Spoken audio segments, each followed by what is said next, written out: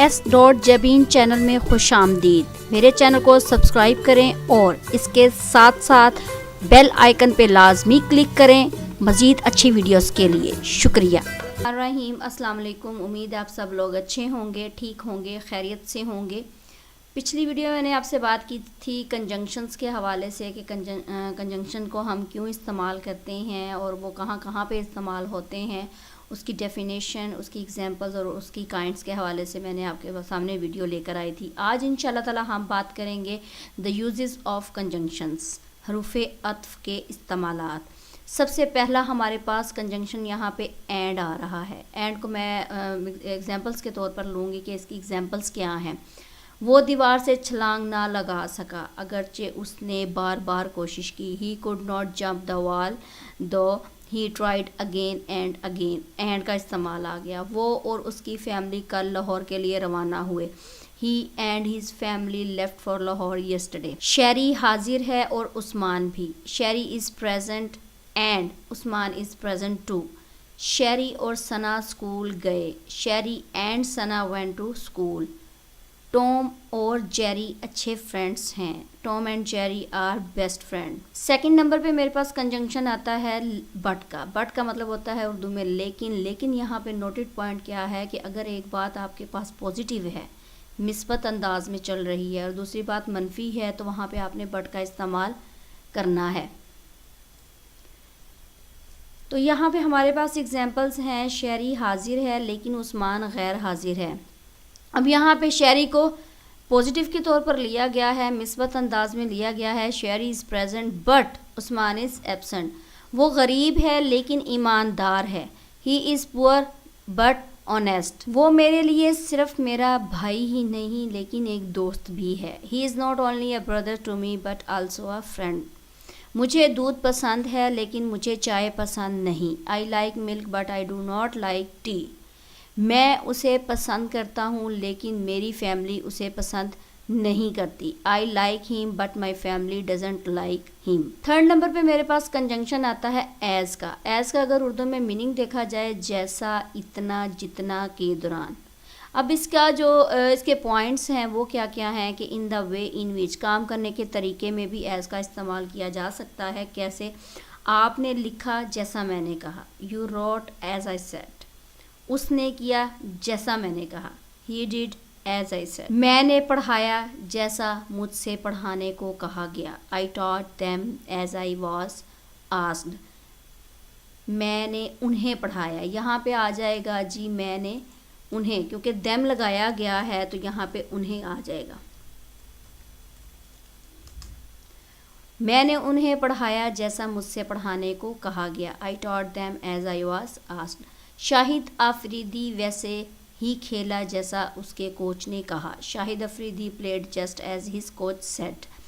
اب دوسرے نمبر پہ اس کی یہ ہے کہ کسی بھی چیز کی حالت یا کسی بھی چیز کی اسٹیٹ یا کسی بھی چیز کی جو بھی کنڈیشن ہے، اس کی جو ریزن ہے وہ بتانے کے لیے ایز کا استعمال کیا جاتا ہے۔ مثلا میں کہتی ہوں جیسا کہ وہ ٹھیک نہیں تھا میں نے اسے پریشان نہیں کیا۔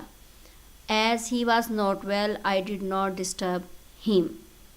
ٹھیک ہے، میں نے اسے پریشان نہیں کیا۔ فیکٹ ہمارے پاس یہ آ رہا ہے میں نے اسے پریشان کیوں نہیں کیا، کیونکہ وہ ٹھیک نہیں تھا۔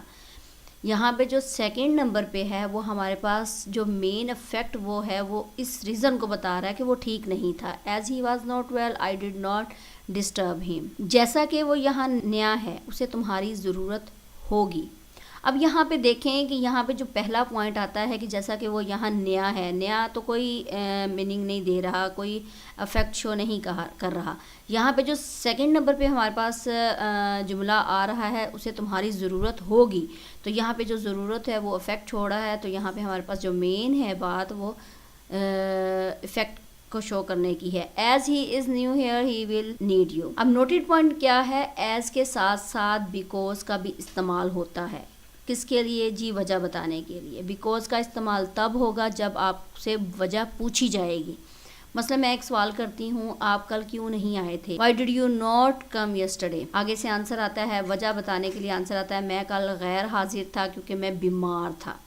I was absent yesterday because I was۔ اب یہاں پہ اس نے ایک ریزن بتائی ہے، مین ٹھوس ریزن کہ میں بیمار تھا، بیکوز کا استعمال آ گیا. نوٹ کیا کرنا ہے آپ نے, when reason will important we use because. جب بھی آپ کے پاس ریزن بہت زیادہ امپورٹنٹ ہوگی وہاں پہ آپ نے بیکوز کا استعمال کرنا ہے.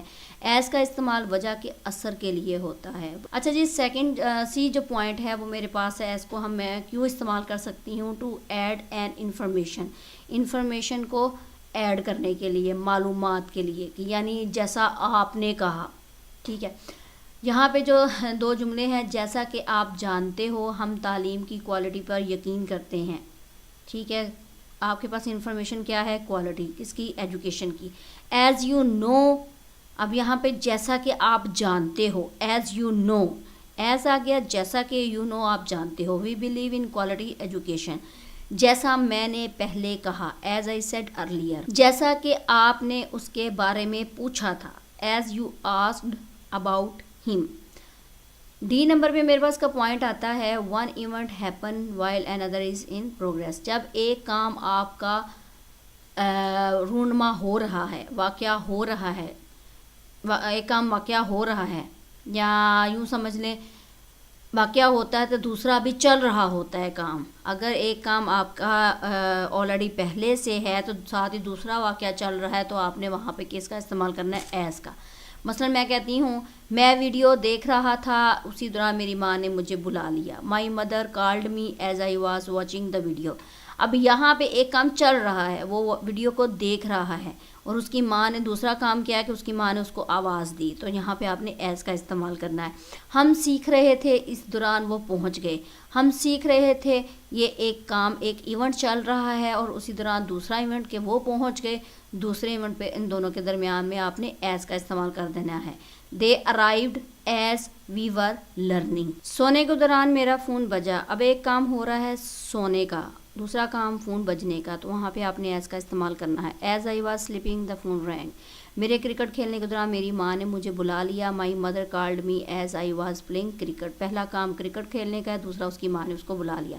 اس کا قد اتنا ہی ہے جتنا اس کے بھائی کا. اب یہاں پہ جتنا آ رہا ہے آپ نے وہاں پہ ایز کا استعمال کرنا ہے. He is as tall as his brother. وہ اتنا تیز دوڑا جتنا کہ وہ دوڑ سکتا ہے. He ran as fast as he could. جب تک میں یہاں ہوں تم مزے کرو. As long as I am here you can enjoy. Fourth conjunction میرے پاس آتا ہے ایز ویل ایز کا, جس کا میننگ ہے اردو میں ساتھ ساتھ, اور ساتھ ہی بی سائڈس وغیرہ, جو کہ بی سائڈس کے حوالے سے بھی میں نے ویڈیو بنائی ہے, وہ بھی آپ دیکھ لیجئے گا. اب اس کا یہ مطلب نہیں ہے کہ جہاں پہ ہم نے اور کا استعمال کرنا ہے تو ساتھ ساتھ کا استعمال کرنا ہے, وہاں پہ ہم اینڈ کا استعمال کریں گے, نہیں. One of the items deserve emphasis. Emphasis کا مطلب یہ ہوتا ہے کہ اب اگر 2 باتیں ہو رہی ہیں, ان میں سے کسی ایک بات پر زور دیا جا رہا ہے, تو وہاں پہ آپ نے ایز ویل ایز کا استعمال کرنا ہے. وہ کیسے؟ کوچ کے ساتھ ساتھ ٹیم تیار ہے. اب یہاں پہ ٹیم پہ زور دیا جا رہا ہے. The coach as well as the team is ready.